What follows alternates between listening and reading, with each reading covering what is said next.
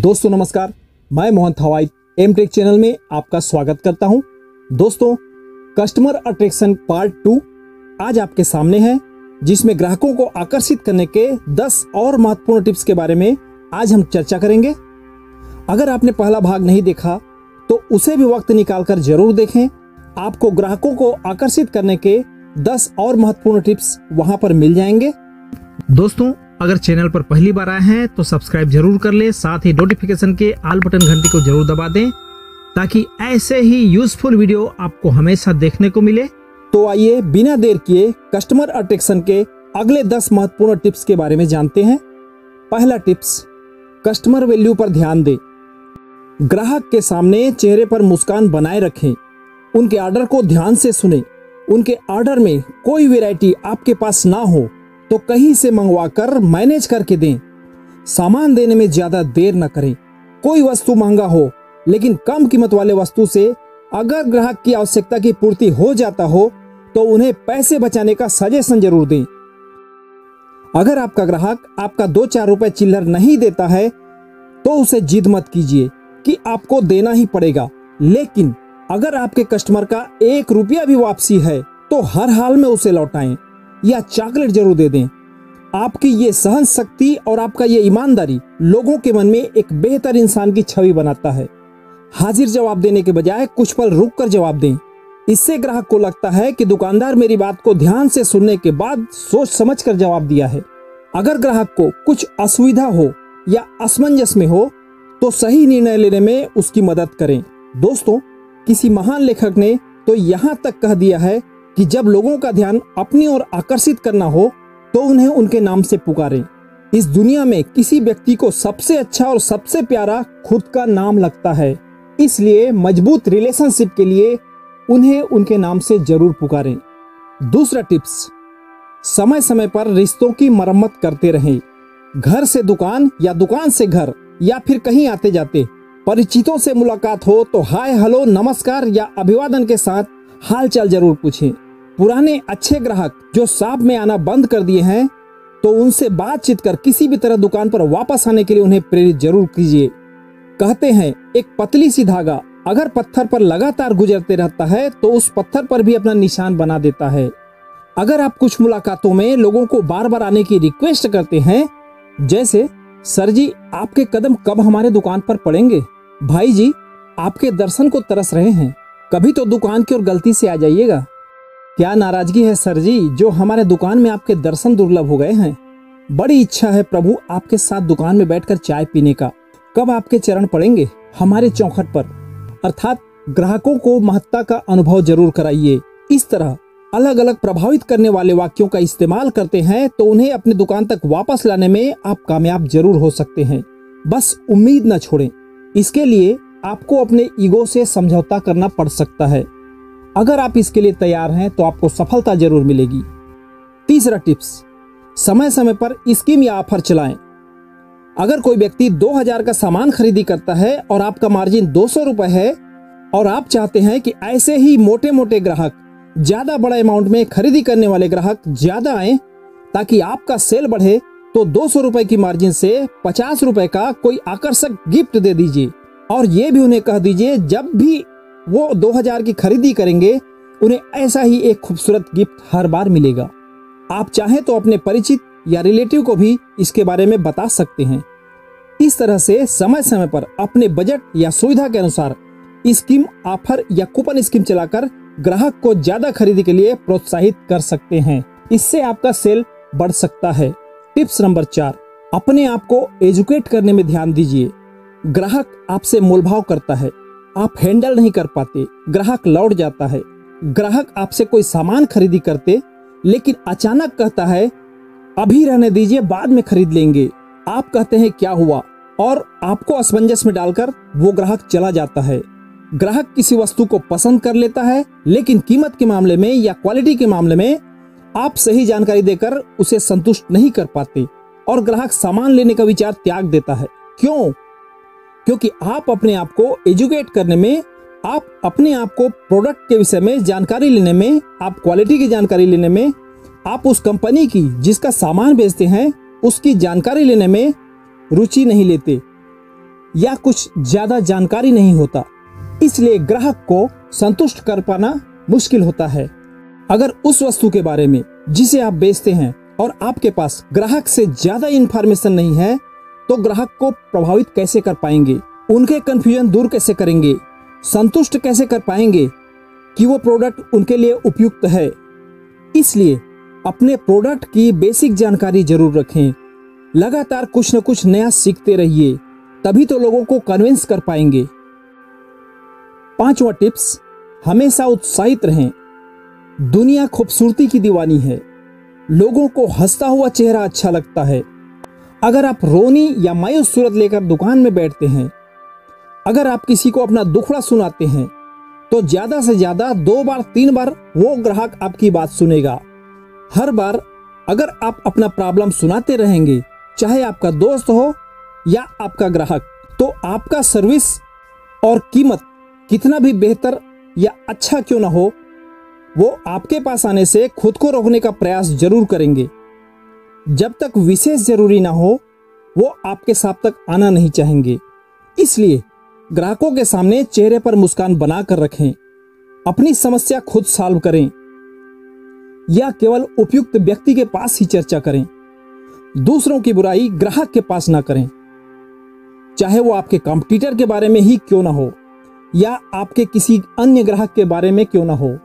6वां tips, advertising. कोई ग्राहक आपके शॉप में सामान खरीदने के बाद जब आपसे ये कहता है कि हमें आपके शॉप के बारे में जानकारी ही नहीं था, हमें ये सामान चाहिए था और आपका शॉप नजर आ गया, हम तो यहीं चले आए, अब हम आपके पास आगे भी सामान खरीदने आते रहेंगे, जबकि आपके शॉप को खुले कुछ वर्ष बीत चुके हैं। इसका क्या मतलब समझते हैं आप?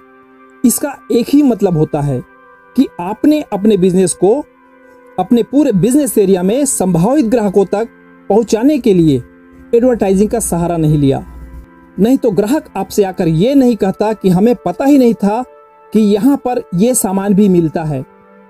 दूसरी बात, सीमित और परिचित कस्टमर के बीच में ही केवल बिजनेस करने से उधार में जितना रकम साल भर में डूब जाता है, अगर उतने रकम को एडवर्टाइजिंग में जैसे स्टिकर लगाना, पोस्टर लगाना, पंपलेट चिपकाना, विजिटिंग कार्ड बांटना, लोकल टीवी या लोकल रेडियो स्टेशन में एड देना आदि पर खर्च करें, तो वो निवेश अपने लागत से कई गुना ज्यादा फायदा करवा सकता है।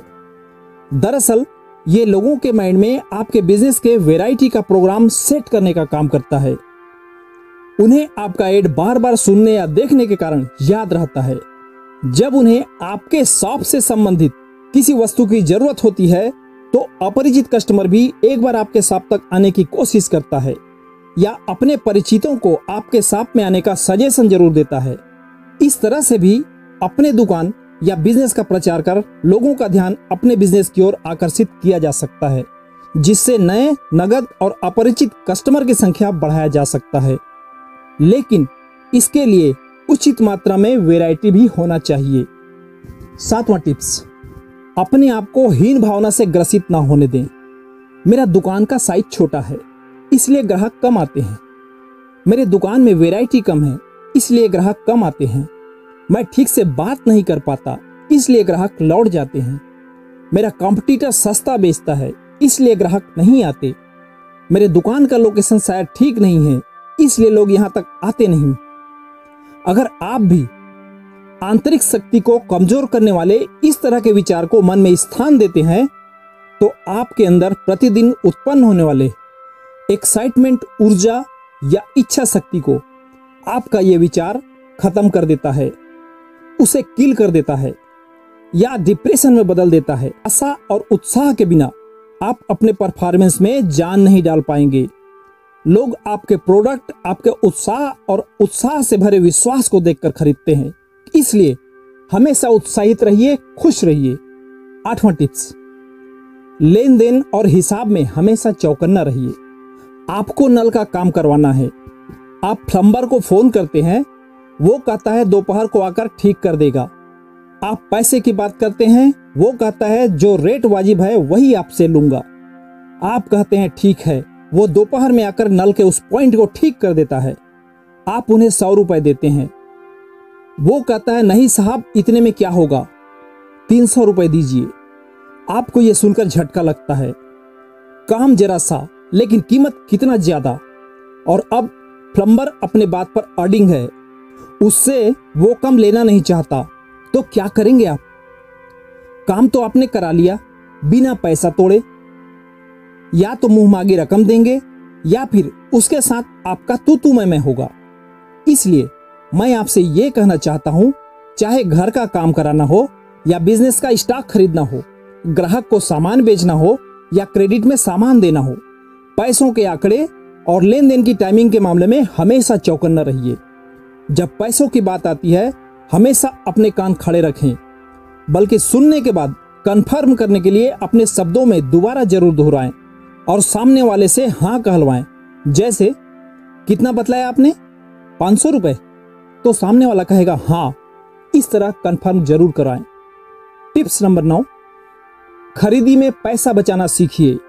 सामान बेचकर तो सभी पैसा कमाते हैं, लेकिन सामान खरीदी में अगर आपने पैसा बचाना सीख लिया तो आप अपनी खरीदी में साल भर में 5 से 10% तक एक्स्ट्रा इनकम कमा सकते हैं। या खरीदी में बचत की वजह से ग्राहक को डिस्काउंट देते हैं तो आप नए नए ग्राहक को अपने शॉप की ओर आकर्षित कर सकते हैं। लेकिन इसके लिए जरूरी है आपके सभी वैरायटी की कीमत की जानकारी, कौन सा प्रोडक्ट कहां किस स्थान पर कितने में मिलता है, या जब भी खरीदारी करें ये जानकारी रहना जरूरी है। या जब भी खरीदारी करें पहले कीमत पूछ लें, क्या रेट चल रहा है, इसकी जानकारी जरूर लें, तभी तो खरीदारी में पैसा बचेगा। टिप्स नंबर 10, फायदेमंद तरीके से गप्पे मारना सीखिए। जब आप शॉप में रहते हैं तो कुछ लोग जरूर आते होंगे जो इधर उधर की बातें कर दुनिया भर के सब्जेक्ट पर चर्चा करने वाले, या किसी भी टॉपिक पर लंबा चौड़ा लेक्चर देने वाले या सलाह मशविरा करने वाले जरूर होंगे। अब जरा आप ये सोचिए कि आप अपने दुकान पर क्यों जाते हैं? बिजनेस करने के लिए। तो आप ऐसे व्यर्थ में टाइम खराब करने वालों को खाली हाथ कैसे जाने देते हैं? उनकी बात जब पूरी हो जाए तो उन्हें कुछ न कुछ बेचने की कोशिश जरूर कीजिए। किसी वैरायटी पर उनका ध्यान केंद्रित करने की कोशिश कीजिए। उन्हें नए वैरायटी की जानकारी जरूर दीजिए। वो अपनी जरूरत का सामान कहां से किस कीमत पर खरीदी करते हैं पता लगाइए उनसे। आपसे खरीदी न करने का कारण क्या है जरूर पूछिए। आप अपने बिजनेस से रिलेटेड उन्हें खरीदी के लिए प्रोत्साहित करने वाले बातों का जिक्र कीजिए। जो आपका टाइम खराब करके जाए उनसे कुछ तो बिजनेस कीजिए। दोस्तों, ऐसे ही छोटी छोटी बातों का ध्यान रखकर अपने व्यापार में औसत से ज्यादा बेहतर अपनी क्षमता का उपयोग कर लोगों को अपने शॉप या अपने व्यापार तक आकर्षित किया जा सकता है। अगर आपको ये वीडियो व्यापारिक दृष्टिकोण से यूजफुल लगे तो दिल से एक लाइक कर दीजिए। ये वीडियो अपने दोस्तों और परिचितों को शेयर जरूर करें। क्या पता ये वीडियो उनके लाइफ का एक टर्निंग पॉइंट साबित हो। और इस वीडियो में आपको कौन कौन सा टिप्स अच्छा लगा कमेंट बॉक्स में जरूर बतलाएं। फिर मिलेंगे एक नए वीडियो के साथ। जय हिंद, वंदे मातरम।